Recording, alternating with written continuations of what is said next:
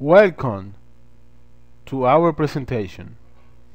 In our course, Research Methods, we are going to address the topic Reflection Denial of Service and Response Rate Limiting by my companions Alexander Perez, Kevin Peralta, and Edward Morfat. Okay, well, we're going to start defining. DNS amplification attack is a sophisticated denial of service attack that takes advantage of DNS server behavior in order to amplify the attack.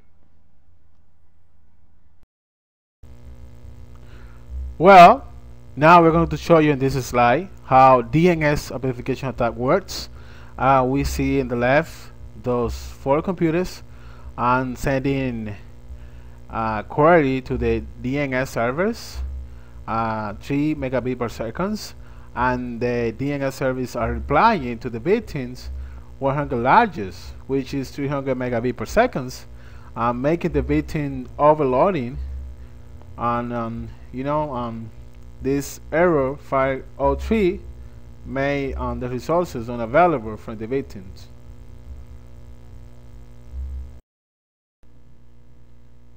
Now we're going to talk about related work, DNS deepening. The purpose of DNS deepening is to sort out misbehaving clients in order to serve the legitimate client and protect the innocent victims of a DNS amplification attack caused by spoofed UDP queries. Each query's IP gets an addictive penalty depending on the type of the query, the site of the answerer, and other parameters. Hello everyone. In our previous work, we saw different mechanisms focused on protecting DNS servers from amplification attacks. One of them was response rate limiting, which is the one that we're focusing this research. Response rate limiting is a mechanism for limiting the amount of unique responses returned by a DNS server. This can limit the effectiveness of a DNS amplification attack by dropping responses that exceed the configured rate limit. It basically works in this way. In the specific moment the server generates a response to a DNS query, the requester's IP address is stored in a group. That group will be determined by the subnet each address belongs. The response, or unique response, will contain the IP address, the name of the query, and the error status, which will keep a record of who the information has been sent to. When the amount of unique responses that matches a configured limit, the server may do 2 things.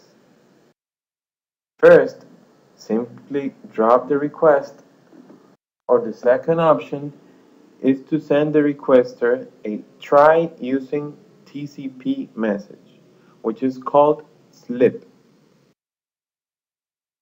What slip basically does is, after n queries has been sent, the DNS will send a request to try using TCP, point that will confirm that the user is a legitimate one.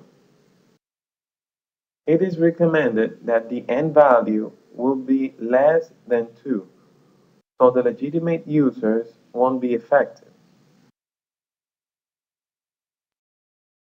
To comprehend how effective is RRL, we decided to measure it in front of an any attack and in front of a very attack. An any query is a type of DNS query that retrieves all records available for a domain name.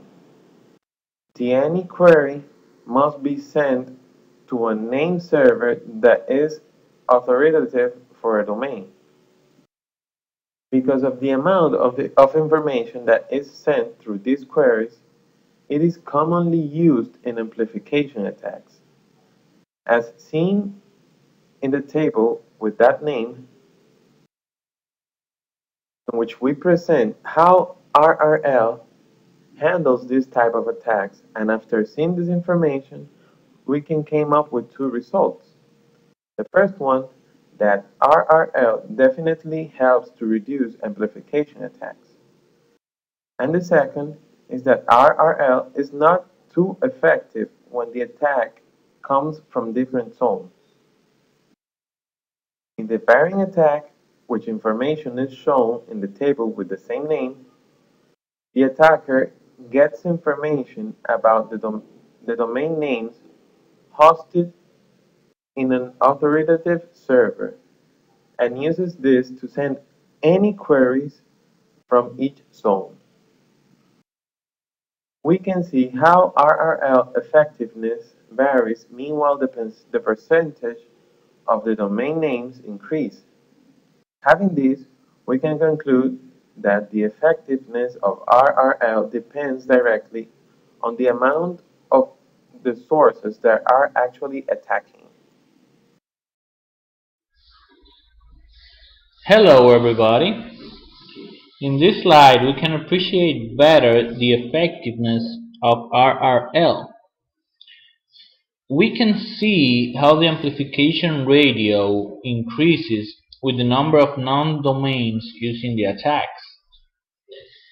In the worst case scenario, when using a list of 100% existing names in the zone, we can see the radio of the amplification is the same as if there was no RRL.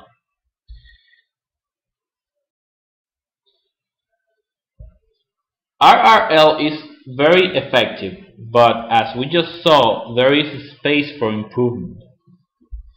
The basic idea of RRL is to limit the number of unique responses given by the server. This might render RRL useless for servers with hundreds of zones like hosting providers and registrars, and to servers with big and known zones like TLDs. For this situation, we propose to make RRL more aggressive. For big zones, we propose to filter only by source and rate. These may sound too aggressive, but these zones usually have a long TTL, so users should not be querying over a certain threshold. And for servers with multiple small zones, we propose a counter for the number of different zones a client has queried. We understand that there is a threshold for the number of different zones hosted in the same name server that a single client regularly accesses. So it is an unusual behavior when a client passes over that limit. These proposals could be tested the same way RRL was evaluated before. We believe that at the first stages of the research, a lot of false positives would arise. So each implementation should have a particular threshold evaluated very carefully under its own circumstances. So we get to the conclusions that RRL is very effective for servers with a single zone and against repetitive queries. But for servers with multiple zones or servers with a big zone with a lot of known records, it is not effective and its implementation could improve.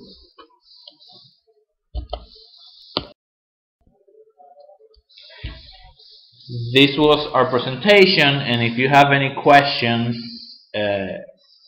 please do it now.